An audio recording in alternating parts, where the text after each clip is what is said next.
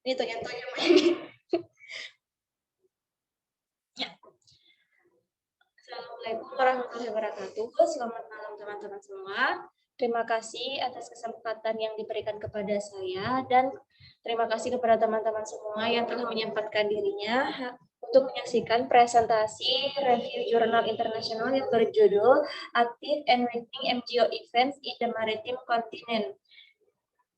Adapun biodata diri saya, perkenalkan nama saya Nur Fitra Hidayana dari Stasiun Meteorologi Kelas 2 Maritim Potere Makassar. Untuk outline yang akan saya bahas yang pertama yaitu pendahuluan berisikan latar belakang, tujuan penelitian, kemudian data dan metode berisikan sumber data dan metode, kemudian hasil dan pembahasan, dan yang terakhir kesimpulan. Yang pertama, pendahuluan.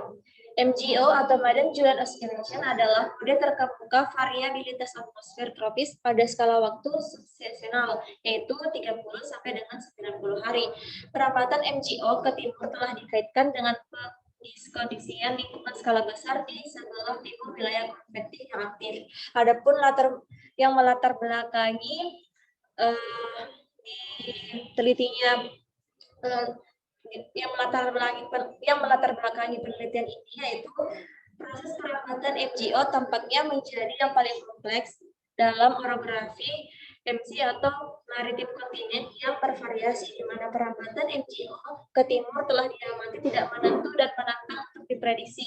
Beberapa peristiwa MGO menyebar ke timur tanpa terganggu, yang lain melemah atau berakhir, dan yang lain berakhir dengan konveksi terhenti yang berpusat di atas pulau-pulau benua maritim utama. Kemudian tujuan dari penelitian itu untuk lebih memahami karakteristik peristiwa MGO yang tetap aktif saat mereka bergerak melalui benua maritim dan untuk membedakannya dengan peristiwa MGO yang melemah saat mereka bergerak melalui benua maritim. Selanjutnya, tujuannya itu karakteristik kelembaban juga akan diperiksa selama berbagai model KBO dan ENSO untuk memeriksa tingkat di mana model tersebut mempengaruhi kelembaban untuk peristiwa MGO aktif dan melemah di atas benua maritim. Selanjutnya data dan metode. Sumber data yang pertama itu data indeks RMM yaitu Real Time Multivariate MGO yang diunduh dari laman POM. Indeks RMM mengidentifikasi kekuatan dan lokasi daerah konvektif yang disempurnakan dari MGO. Dari analisis fungsi yang tegak lurus dengan efek, kemudian radiasi gelombang panjang atau OLR, dan angin zonal. Selanjutnya data indeks OMI. Indeks OLR yang diunduh dari Laboratorium Penelitian Sistem Bumi atau NOAA.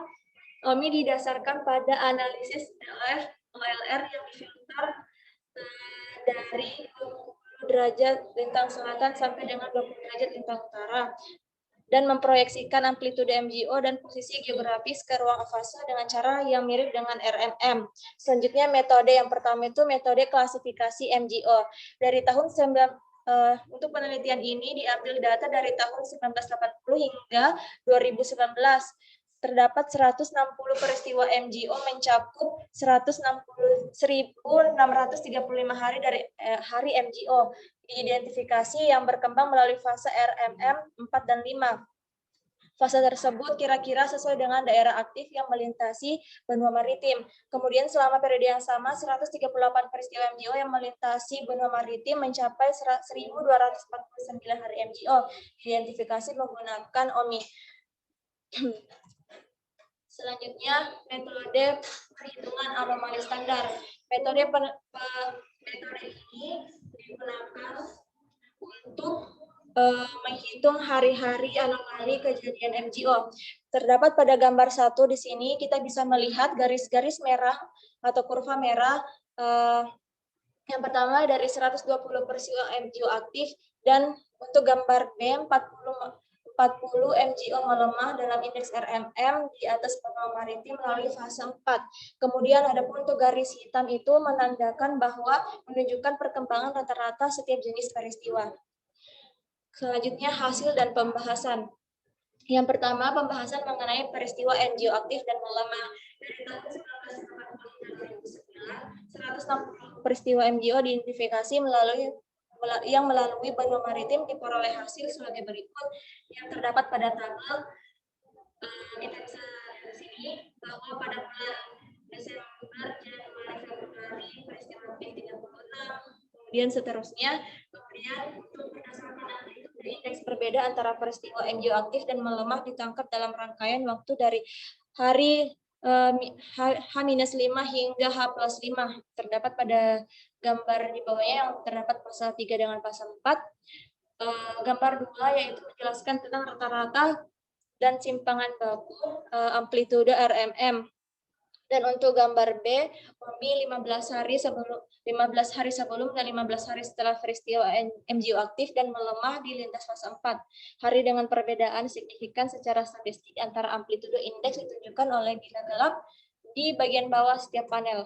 Kemudian berdasarkan amplitude indeks berbeda antara peristiwa MJO aktif dan melemah ditangkap dalam rangkaian hari H-5 sampai dengan H+5 kembali berpusat pada MJO memasuki fase 4. Dalam indeks ini, amplitude indeks peristiwa ini kembali teliti, yaitu didapatkan bahwa untuk amplitude hari dan ukuran sampelnya bisa lihat pada tabel dengan menggunakan indeks RMM dan indeks OMI. Kemudian aktivitas MJO dan kelembaban spesifik setelah menggunakan kedua indeks yaitu indeks RMM dan OMI.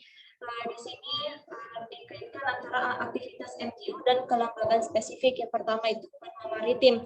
Pada gambar yang pertama penampang secara vertikal, di sini kita bisa lihat bahwa gambar yang hijau pekat itu menunjukkan bahwa MJO sedang aktif. Kemudian untuk gambar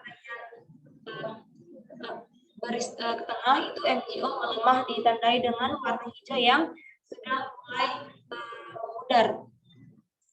Kemudian untuk gambar yang di bawah itu merupakan penampang dari aktif dan melemahnya MJO di benua maritim. Kemudian yang kedua yaitu KBO dan ENSO. Hasil ini didapatkan dari musim dingin yaitu pada bulan November sampai Maret untuk seluruh tahun.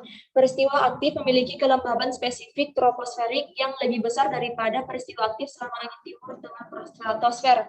Peristiwa MJO aktif melintasi benua maritim selama fase KBO ke arah barat membutuhkan lebih banyak kelembaban di seluruh troposfer daripada peristiwa MJO aktif selama pasca KBO. Jadi di sini bisa dilihat bahwa kelembabannya ditunjukkan oleh gambar yang semakin hijau pekat, menunjukkan bahwa MJO aktif, kemudian memudar menunjukkan bahwa MJO melemah. Selanjutnya siklus diurnal. Didapatkan hasil bahwa perbedaan siklus diurnal kelembaban tertentu di troposfer troposfer bawah antara MJO aktif dan melemah diperiksa dalam nilai per jam kelembaban tertentu dari era 5. Pada penelitian ini diperiksa siklus diurnal kelembaban tertentu di troposfer bawah.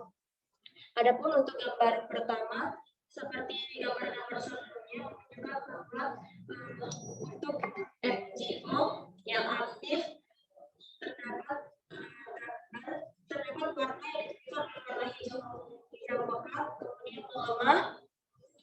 Selanjutnya untuk gambar B yaitu siklus diurnal anomali standar kelembaban tertentu untuk peristiwa MJO aktif dan melemah selama sehari hingga H-20 di atas benua maritim. Kemudian anomali secara horizontal rata-rata lebih dari 10 lintang selatan sampai 10 lintang utara yang terdapat pada kotak-kotak ini. Di sini kita bisa lihat bahwa garis grafik itu yang putus-putus merupakan MJO aktif di atas benua maritim. Kemudian garis merah tanpa putus-putus menunjukkan bahwa MJO aktif di daratan. Adapun kesimpulannya, yaitu MJO yang tetap aktif memiliki amplitude indeks RMM dan OMI yang lebih besar di kedua indeks daripada peristiwa yang melemah. Peristiwa MJO aktif ditandai dengan kelembaban spesifik yang lebih besar daripada peristiwa yang melemah, baik di daerah konvektif maupun di sebelah timurnya. Kemudian peristiwa MJO aktif memiliki kelembaban spesifik troposferik yang lebih besar daripada peristiwa yang melemah, juga terlihat pada selama angin KBO timur dan barat dalam kondisi El Nino dan La Nina. Dan yang terakhir, peristiwa MJO aktif memiliki nilai kelembaban yang lebih besar setiap jam sepanjang hari di titik darat dan laut, dan perbedaan kelembaban itu terlihat mulai dari 15 hari sebelum peristiwa MGO mencapai benua maritim. Izin teman-teman, apakah ada yang ingin bertanya atau sudah jelas atau tidak ada?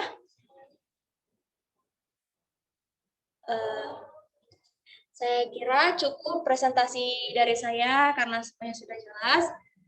Naik delman pergi ke kota, jangan lupa beli alpukat. Demikian presentasi saya, semoga bisa bermanfaat. Sekian dari saya. Fitra, terima kasih atas kehadiran teman-teman semua pada Zoom kali ini. Wabillahi taufiq wal hidayah. Wassalamualaikum warahmatullahi wabarakatuh. Wabarakatuh.